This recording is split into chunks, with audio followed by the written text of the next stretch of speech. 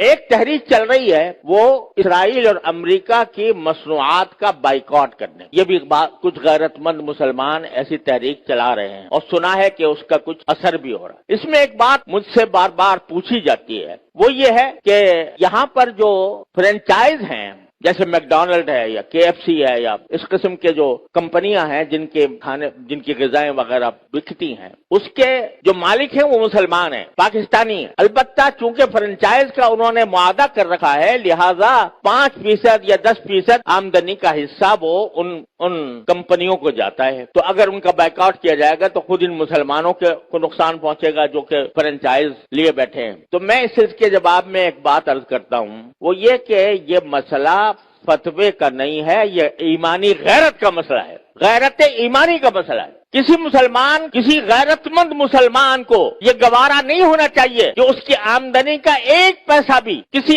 ایسے شخص کو پہنچے جو اسرائیل کو مدد دے رہا ہے۔ یہ انسان کی ایمانی غیرت کا تقاضا ہے۔ یہ کہنا کہ بھئی 5% جاتا ہے، اب 95% تو ہم کھاتے ہیں۔ ارے بھائی 95% آپ کھا چکے، بہت الحمدللہ، کافی آپ نے نفع بنا لیا۔ اب آپ یہ تو کر سکتے ہو کہ اس فرنچائز کو ختم کر کے اپنا کاروبار شروع کر دو۔ اگر اس کو ختم کر کے اپنا کاروبار شروع کرو گے تو ذرا تھوڑا سا پتہ تو چلے گا ان کو کہ یہ جو ہم دنیا بھر کے اندر ہم اپنی مصنوعات چلا رہے ہیں، دنیا بھر میں ہمارا سکہ چل رہا ہے، اس کا کچھ اثر تو ہوگا۔ یہ کہنا کہ 5% جا رہا ہے ان کو اور ہم نے 5% جا کے کیا اس میں کیا فرق پڑے گا؟ آپ ذرا یہ سوچو کہ اگر کوئی میری آمدنی کا 50% نہیں 1% کسی ایسے شخص کو پہنچ رہا ہو جو میرے باپ کے قتل کی سازش کر رہا ہے، گوارا کرو گے کہ میری آمدنی کا 1% ایسے شخص کو دیا جا رہا ہے جو میرے باپ کے قتل کی سازش کر رہا ہے یا میرے قتل کی سازش کر رہا ہے؟ تو یہاں اس کو 1% اور 2% اور 5% سے ناپو گے۔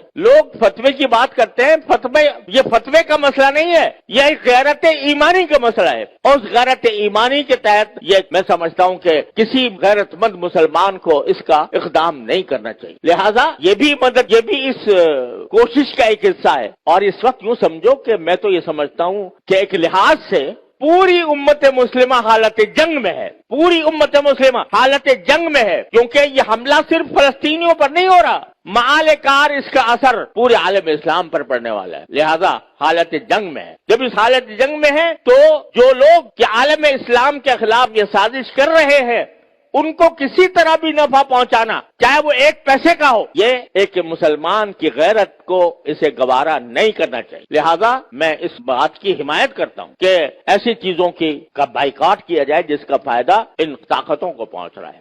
تو اپنی سی کوشش کرو، اللہ تعالیٰ سے دعا جاری رکھو، کوئی وقت خالی نہ جائے جس میں اللہ تعالیٰ سے نہ مانگا جا رہا ہو، اور پھر اللہ کے فیصلے پر راضی رہو۔ پھر جو اللہ کا فیصلہ ہے وہی برحق ہے، وہ ہماری خواہش کے مطابق ہو تو برحق ہے، ہماری خواہش کے خلاف ہو تو برحق ہے۔ تو بس یہ ہے پریشانی کا علاج۔ اللہ تبارک و تعالیٰ اپنے فضل و کرم سے ہم سب کو اس پر عمل کی توفیق عطا فرمائے۔ وآخر دعوانا الحمدللہ رب العالمین۔